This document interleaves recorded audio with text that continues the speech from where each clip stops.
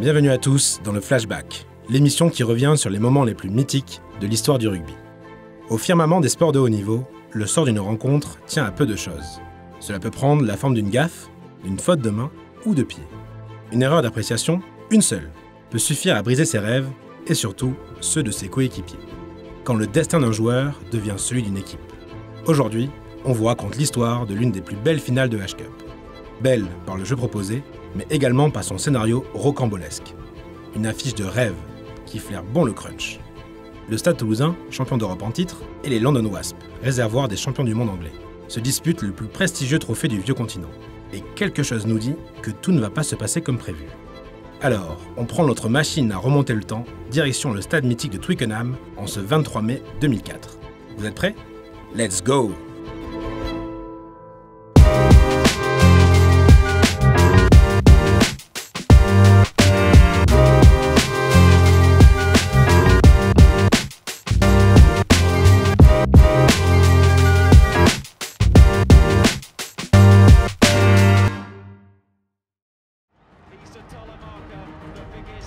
En ce jour de grand soleil, le sud-ouest londonien affronte le sud-ouest français. Les gradins sont pleins à craquer. Inférieurs en nombre, les fans tricolores entonnent la Marseillaise. Il ne reste plus que quelques minutes à jouer.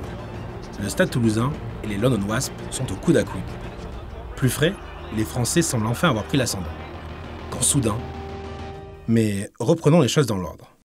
Absent de la première édition de la Coupe d'Europe en 1995, une édition remportée au passage par Toulouse, les clubs anglais intègrent la compétition dès l'année suivante.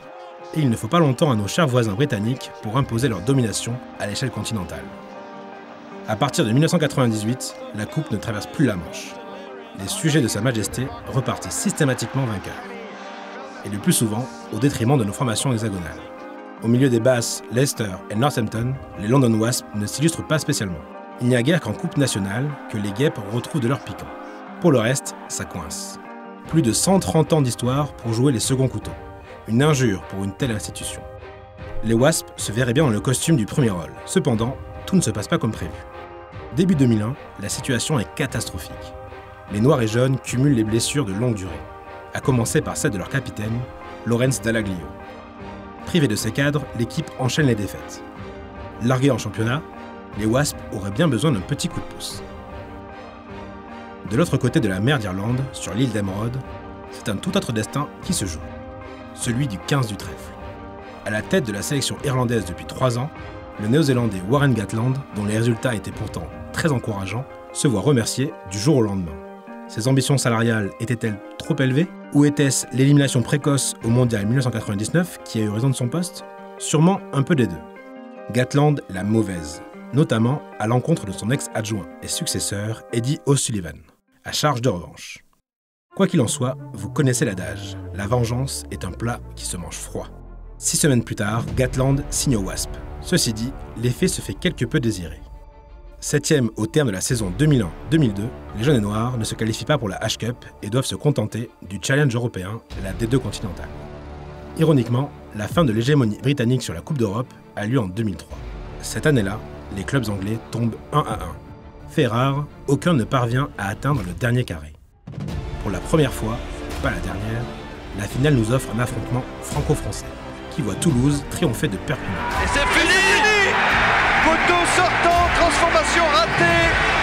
Finalement, Toulouse bat Perpignan. Bravo! 22-17. La France, par l'intermédiaire de son plus éminent représentant, retrouve sa couronne européenne. Mais l'Union Jack ne tarde pas à laver cet affront. Quelques semaines plus tard, en sélection, ils s'adjugent le titre suprême. Apparemment, le continent n'est pas assez grand pour eux. Tout comme ils conduisent à gauche, les sujets de la reine se munissent de leur gaucher national pour décrocher le Graal. Décidément, ces Anglais ne font rien comme tout le monde. England will celebrate long and hard.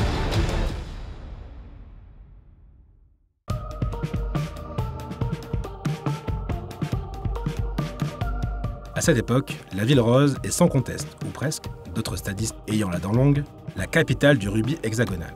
L'une des rares cités qui a résisté à la déferlante post-98. Dans le sud-ouest, on joue avec un ballon ovale, pas rond. Plus qu'un sport, c'est un mode de vie. Déjà sous la direction de l'immuable Guy Novès, les rouges et noirs cumulent les boucliers de Brennus. Comme un philatéliste collectionne les timbres. 6 bouts de bois depuis 1994, dont 4 consécutifs. De quoi construire une belle légende. Finaliste malheureux en championnat de France en 2003, les Toulousains se consolent avec une campagne européenne rondement menée. C'est avec l'envie de tout rafler qu'ils se présentent pour la saison suivante. Fait inédit, le club décide volontairement de ne recruter personne à l'intersaison. Au vu de l'effectif de l'époque, cela peut se comprendre. On pense tout d'abord à Émile Ntamak. Si aujourd'hui c'est son fils Romain qui fait beaucoup parler de lui, Émile était l'un des tout meilleurs à son poste. Celui que l'on appelle Milou ou encore la Panthère Noire évolue au stade depuis ses années juniors en 1988. L'ailier est loin d'être le seul joueur d'expérience de l'équipe. Le capitaine, Fabien Pelous, véritable légende du club, est lui aussi de la partie. Le Toulousain de naissance est le véritable socle de l'équipe. Bien accompagné à la mêlée par les solides William Labuche Servat, Jean-Baptiste Poux alias Brad Pitt, ou encore Trevor Brennan que les Toulousains qui nous regardent connaissent aussi pour les paroles échangées au Dédanu autour de quelques pintes. Au poste de numéro 8, on retrouve le technique et puissant Christian Labitte, au club depuis 1997. Sans oublier les frères Maca, Fino et Isitolo, les rugueux Tongiens. Et que dire de la charnière entre l'expérimenté Yann Delegue, dit le petit Mozart, et le jeune Fred Michalak, le Stade Toulousain a de quoi faire. Celui que l'on surnomme Michel au sein des Bleus n'est pas la seule jeune pépite de l'effectif. Avec des joueurs comme Vincent Clerc, Cédric Emmans, Clément Poitrenaud, Jean-Baptiste Elissalde ou encore Yannick Josion, l'avenir du Stade Toulousain est déjà assuré. Pourtant, malgré cette équipe solide, l'expérience coupera court à l'échelle nationale, sortie en demi par des sang et or très revanchards. Sur le plan continental, en revanche, tout se passe très bien. À part une petite bévue lors de la première journée de poule, Fabien Pelous et sa bande font forte impression. À vrai dire, ils étrillent tout le monde, notamment grâce à leur attaque spectaculaire. Maca fort, c'est lui qui peut y aller, et c'est d'Isitolo Maca. C'est le fameux jeu à la toulousaine. Un rugby offensif, fait de prises d'intervalle, de combinaisons tranchantes et de passes bien senties. Un jeu à la main, rentré dans la légende et qui pour certains relève d'ailleurs plus du mythe que de la réalité. Quoi qu'on en pense, les résultats sont là. En quart, ils corrigent Édimbourg avant de sortir le BO pour rallier à nouveau la finale. Leurs adversaires, les London Wasps, que l'on avait laissés dans une situation pas des plus confortables. Retour au début de l'exercice 2002-2003. En place depuis peu de temps, Warren Gatland peut s'appuyer sur un groupe, certes plutôt restreint, mais de bonne qualité. Les spécialistes estiment même que les Wasps disposent de grandes chances de finir top 4 en fin de saison. Dans les faits, leur entame de championnat est largement moins bonne qu'escompté. Les Wasps n'ont pas gagné un match au mois de novembre quand un déplacement dans la fraîcheur de Leeds va complètement les relancer. Irrésistibles, les Londoniens remportent 21 de leurs 23 rencontres suivantes. Ils s'offrent même le titre en massacrant Gloucester, pourtant largement premier à l'issue de la phase régulière. Qualifiés pour le challenge européen, les Wasps écrasent toute concurrence pour s'offrir le doublé. Fini de jouer les seconds rôles. Mais pour définitivement asseoir leur pouvoir, les Guêpes doivent s'illustrer dans la plus grande des compétitions, la H-Cup. Fin 2003, alors que dans la poule numéro 2, Toulouse entame son parcours de santé, les désormais champions d'Angleterre font de même. Visiblement pas stressés de retrouver l'élite, ils terminent largement meilleure attaque de la phase de groupe. 186 points inscrits, dont 22 essais. Gisbergen, out to Lucy. Cracker. Si le quart face à Gloucester est une formalité, les Cherry and White n'étant plus à une gifle près, la demi, en revanche, est d'un tout autre niveau. Les Wasps retrouvent la province irlandaise du Munster. Un choc entre deux des favoris pour la victoire finale. Aller taper le Munster, à Dublin, au nez à la barbe de la Red Army, voilà un défi de taille. 25 avril 2004, Lansdowne Road, Dublin. Pour la première fois, l'Irlande accueille à domicile une demi-finale de H-Cup. De Cork à Tralee en passant par Limerick et Waterford, des quatre coins de la province, le Sud a répondu à l'appel. La Red Army déferle dans les rues de la capitale. Dans le stade, ils sont 45 000 à entonner The Fields of Athenry. Face à eux, 2000 Anglais ont fait le déplacement à bord d'un Boeing 747, renommé pour l'occasion Wasp One. Autant dire qu'ils ne font pas suffisamment de bruit. Face à l'ogre irlandais, double finaliste et éternel poule leader de la compétition, Laurence Dallaglio joue la carte du petit poussé. Le jour du match, il signe une chronique dans le Sunday Times. Nous sommes un humble club originaire d'un petit coin à l'ouest de Londres qui joue ses matchs au fin fond d'une zone industrielle à High Wycombe. Né à Shepherd's Bush dans l'ouest londonien, Dallaglio est le local boy de l'équipe. son capitaine légendaire. Si de sombres histoires de drogue l'obligent à renoncer au capitanat en sélection, sa position au sein des Wasps, elle, ne sera jamais remise en cause. Homme d'un seul club, il effectue l'intégralité de sa carrière sous la tunique noire et jaune.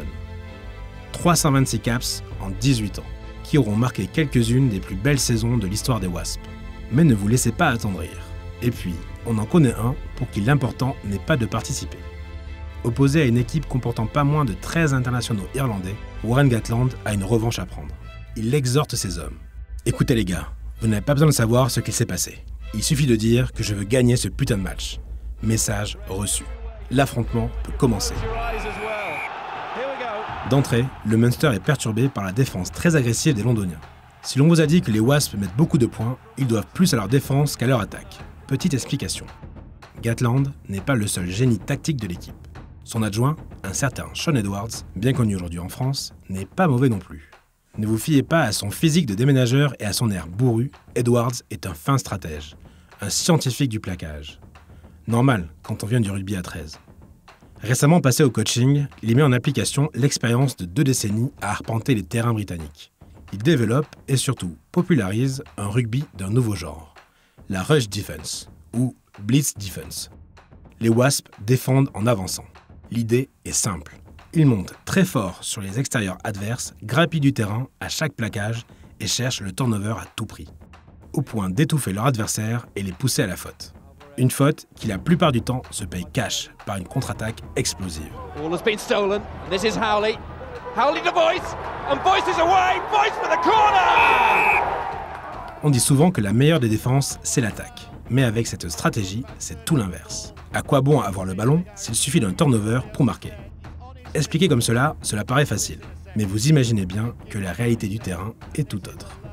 Le blitz demande un effort physique remarquable et surtout une concentration de tous les instants. Une discipline quasi militaire, car le moindre écart peut s'avérer fatal. Heureusement, les Wasps peuvent compter sur des spécialistes défensifs. Lawrence Dallaglio, bien sûr, mais également Joe Worsley, John Lucy ou encore Simon Shaw. Mais impossible de ne pas parler du rock samoan Trevor Leota. Surnommé Smash M par les siens, le talonneur d'1,75 m et 125 kg est un phénomène culte du club. Autant pour ses impacts monstrueux sur le terrain que pour ses troisième mi-temps avec les fans dehors. Il jouait sur le terrain avec le dicton suivant: Eat first, flowers later.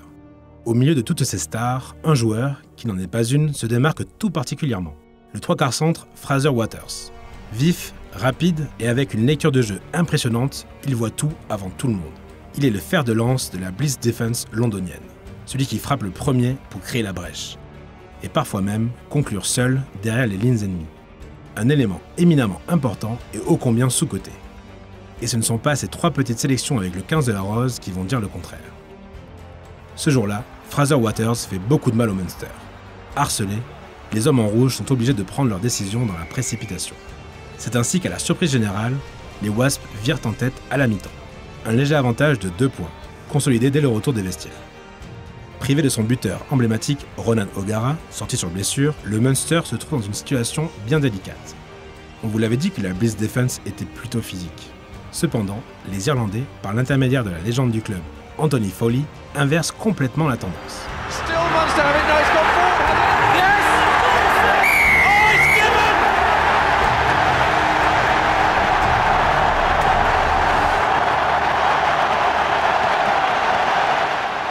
À un quart d'heure du terme, il dispose d'un matelas confortable de 10 points. On pourrait presque lire de la résignation sur les visages de Dallaglio et Gatland. Mais cela serait mal connaître les Wasps. Il reste seulement une poignée de minutes à jouer, quand Tom Boyce profite d'une erreur irlandaise pour transpercer la défense. Howley. Boyce is going.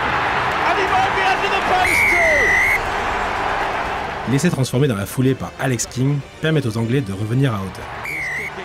Quelques actions plus tard, Boyce, encore lui, dynamite l'aile droite du Munster. And Boyce is going again. La percée n'est stoppée qu'à quelques centimètres de la ligne d'en but. Les Londoniens parviennent à ressortir la balle quand soudain... King. Leota. Plus connu pour son impact physique et ce finish à la volée, demandé à Califano, Trevor Leota, le menhir peroxydé, se jette pour aplatir dans le coin. Dans un silence de cathédrale, l'arbitre demande l'assistance vidéo. Il n'y a aucun doute, l'essai est valable. Sorry, I did not get that. Just say one word. Thank you. Le talonneur samoan vient de conclure l'un des plus beaux comebacks de l'histoire de la H-Cup. 32-37. Sur le fil, les Wasps s'imposent à Lansdowne. Gatland tient sa revanche. L'exploit est à la hauteur de la déception de la Red Army. Extraordinaire. Le Munster, piqué au vif, devra encore attendre un moment avant de soulever la H-Cup. Les Wasps, eux, s'envolent vers la finale. The champions of England have the chance now to be champions of Europe.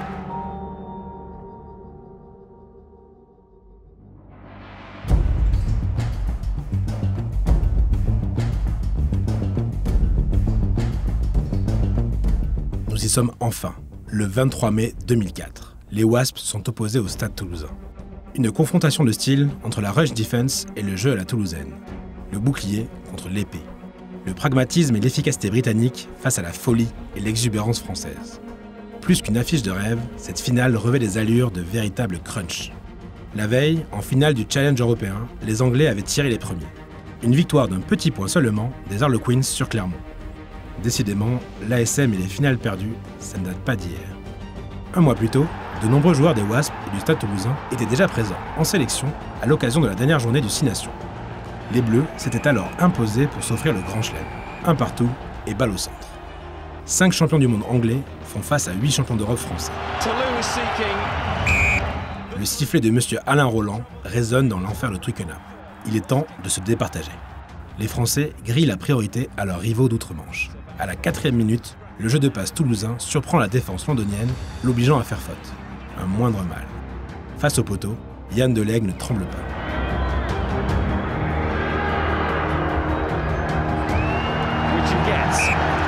3-0. Puis 6-0, après que la mêlée blanche ait enfoncé son vis-à-vis britannique. Comme l'an passé, Delègue semble dans un très bon soir. Face à Perpignan, il avait marqué du pied 17 des 22 points de son équipe. S'il continue comme ça, il pourrait bien offrir une nouvelle Coupe d'Europe à la Ville Rose. La réaction anglaise ne se fait pas attendre. Tout en finesse, ou pas, dans un style qui lui est si propre, Simon Shaw obtient une pénalité. Et il ne s'arrête pas là. On le retrouve quelques minutes plus tard à l'origine d'une percée sur le côté droit toulousain. Au terme d'un beau mouvement collectif, Stuart Abbott marque le premier essai du match et donne l'avantage aux siens. 10-6. Menés, les hommes de Guy Novès font parler leur puissance pour prendre l'ascendant dans le jeu. Presque exclusivement dans les 22 adverses, ils sont tout proches de franchir la ligne. Impériaux dans les derniers mètres, les Wasps montrent un courage exceptionnel. Une à une, ils repoussent les offensives toulousaines. En manque de chance et surtout de réalisme, les Français ne parviennent pas à concrétiser ce temps fort. Complètement à contre-courant du jeu, Laurens Dallaglio, le capitaine courage des Wasps, offre son corps pour aller chercher une nouvelle pénalité. De quoi consolider l'avantage des siens. Qui a dit qu'on avait besoin du ballon pour scorer? Les Londoniens n'ont quasiment fait que défendre, souvent au bord de la rupture. Et les voilà nettement en tête. Du Warren Gatland dans le texte. Pire, Pelouse et sa bande passent même à 2 doigts de la correctionnelle. Mais une sublime interception de Clément Potrenaud, très en vue en ce début de rencontre, permet aux siens de repartir de l'avant. Et de quelle manière! De quoi faire frissonner les nostalgiques du French Flag.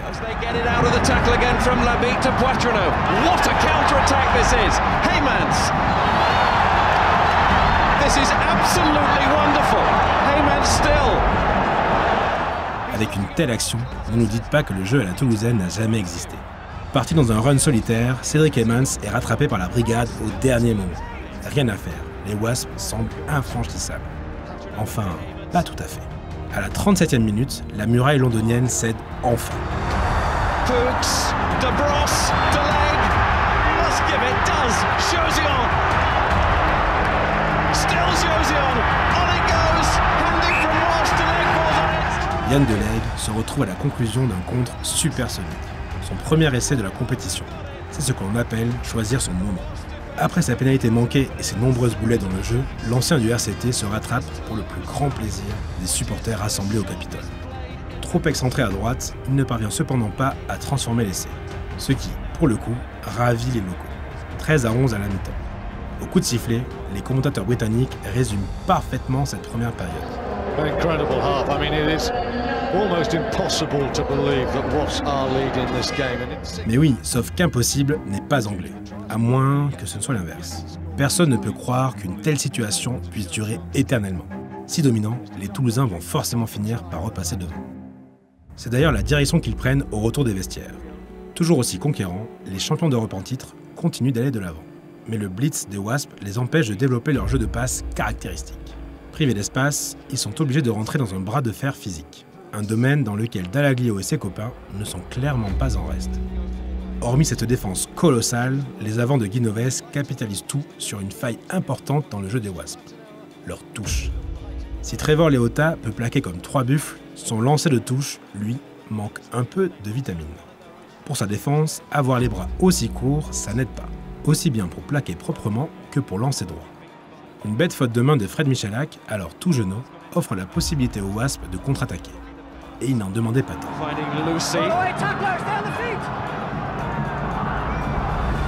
Gisbergen, King, and still King, oh he's through, the first line at least, here comes Van Gisbergen again, now does he have the pace to go, Marcus tracking him, great tackle comes in, and the referee has put his arm in the air. Lancé à pleine vitesse, King dépose le premier rempart toulousain dans l'intervalle et envoie Mark Van Gisbergen sur orbite.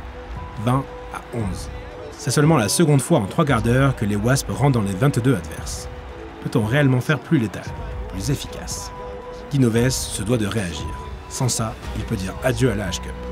Contrairement à Gatland, il peut compter sur un effectif pléthorique. Quoi qu'il arrive, la fraîcheur sera de leur côté en fin de rencontre. L'ex-prof d'EPS décide alors de sortir de l'aigle, auteur d'une prestation mi-figue, mi-raisin, pour faire entrer Jean-Baptiste Elissal. Le rat se voit confier les clés de l'animation offensive. Et autant dire du match, tant les Occitans confisquent le ballon. Et en effet, sa rentrée leur donne un sérieux coup de boost. Par l'intermédiaire de Josion et Emmans, sûrement les 2 Toulousains les plus en vue, ils obtiennent rapidement une pénalité passée par Elissal. Face à une défense normale, il y aurait eu essai, mais là, on parle des Wasps. 3 points, ce n'est pas si mal, non? Et ce n'est pas tout. Sur l'action, Dallaglio écope d'un carton jaune. En supériorité numérique pendant 10 minutes, les Français ont leur destin en main. Le vent aurait-il tourné? Eh bien non, pas encore. Ces diables d'anglais, même privés de leur capitaine, n'encaissent pas le moindre point. Tout doucement, ils gagnent même du terrain. Un peu après l'heure de jeu, les Wasps profitent de la première erreur de Fabien Pelous, jusque-là irréprochable, pour piquer le ballon. S'ensuit la plus longue possession londonienne du match. 2 minutes et 23 secondes. Un battement de cils pour une équipe normale. Une éternité pour les Wasps. La possession prend fin sur une tentative de drop de l'incontournable Alex King. Les coups de tonnerre, elle est repoussée par le poteau. Il aura fallu 68 minutes pour que la chance sourit enfin aux Français. Passés à 2 doigts du chaos, les Toulousains peuvent de nouveau s'autoriser à rêver. Épuisés après un tel effort collectif, les Wasps, dont aucun des titulaires n'a été remplacé, enchaînent les erreurs inhabituelles. Sans pour autant complètement rompre, leur excès d'engagement les pousse à la faute. Une première pénalité, parfaitement bottée par Elissal, permet au Stade Toulousain de recoller à 3 points. Plus qu'une autre, et c'est bon. Et c'est ce qui arrive 5 minutes plus tard. Alors que la finale est sur le point de toucher à son terme, Elissal renvoie les 2 équipes dos à dos. Toulouse a trouvé la ressource mentale pour revenir de l'enfer. Après un tel comeback, digne des Wasps en demi, impossible de perdre. Le scénario semble écrit à l'avance. Guinoves et ses hommes vont s'imposer en territoire britannique. De l'autre côté de la Manche, les fans y croient dur comme fer. Il ne peut en être autrement. Dans les gradins de Twickenham, comme sur la pelouse, la tension est palpable. King tape le renvoi. Les 2 lignes arrières se renvoient successivement la balle au pied, comme pour voir laquelle va craquer la première. L'horloge indique 77 minutes et 53 secondes. Au loin, étouffé par le vacarme des supporters anglais, une Marseillaise se fait timidement entendre. Quand soudain, Rob Howley tape une énième fois au pied. Jusque-là, pas de danger. Clément Poitrenaud, exemplaire tout au long de la rencontre, a bien suivi et accompagne la balle le long de la ligne de touche. Alors qu'il est sur le point d'aplatir dans son but, l'inexplicable se produit. Howley surgit de nulle part. Poitrenaud ne l'a pas vu, mais dans son dos, le demi de mêlée a suivi l'action. Au moment où le Français va aplatir la balle, le Gallois s'en saisit le premier. Essai. Clément Poitrenaud, 20 ans depuis seulement 4 jours, vient d'apprendre à ses dépens une terrible leçon. Dans le money time, la moindre erreur, la moindre inattention coûte cher. Très cher. À haut niveau, on peut livrer le meilleur match de sa vie, mais cela ne sert à rien si on loupe la dernière action. Voici la cruelle réalité du sport.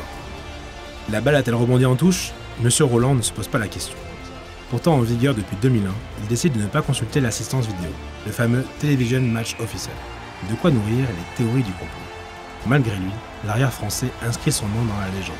Sûrement pas pour les raisons qu'il aurait souhaité. La poitronnade rentre immédiatement dans le dictionnaire rugbystique, comme une maladresse ayant des conséquences désastreuses. Désastreuses oui, car il n'y aura plus de miracle. Cette ultime Deus Ex Machina scelle définitivement la victoire des Wasps dans un Twickenham en ébullition.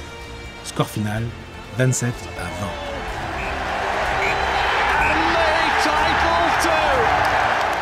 20. L'humble club de l'Ouest londonien a réussi son pari complètement dingue. Au terme de 2 rencontres inoubliables, ils l'ont fait. Sur leur terre, les Wasps sont champions d'Europe. They are the new Heineken Cup champions, the best in the European business. It's London Wasps.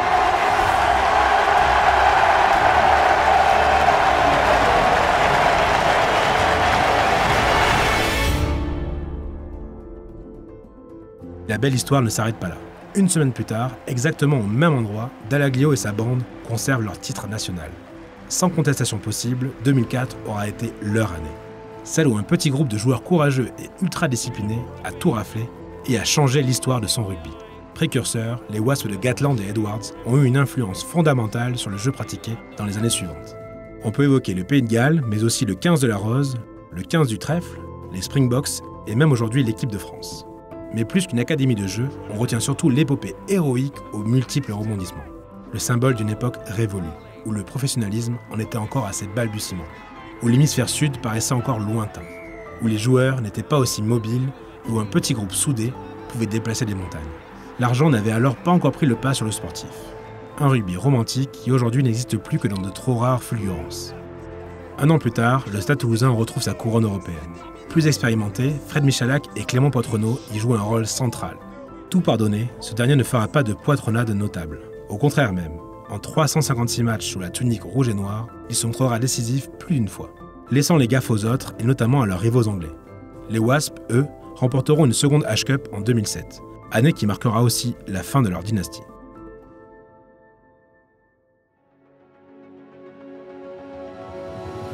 C'était un jour de mai 2004. À Londres, au terme d'un match dantesque, l'erreur d'un homme fit basculer le cours d'une rencontre. Le destin de 2 équipes, de 2 villes, de 2 nations. D'un côté de la Manche, on célèbre un exploit miraculeux. On porte au nu ces lads de Londres devenus champions d'Europe par leur travail acharné. De l'autre, on pleure ces héros malheureux, pourtant si courageux, mais frappés par le sort. La chance seule ne permet pas d'expliquer un tel scénario. Un match n'est pas fini tant que le coup de sifflet final n'a pas retenti.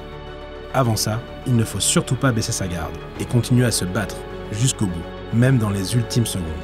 Car qui sait, un miracle ou un désastre pourrait bien se produire.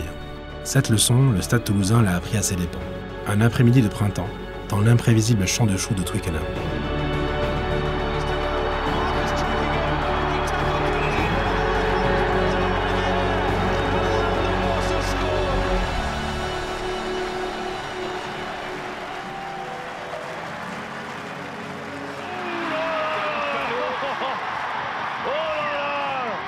Monsieur Léotard, ça, c'est pas permis.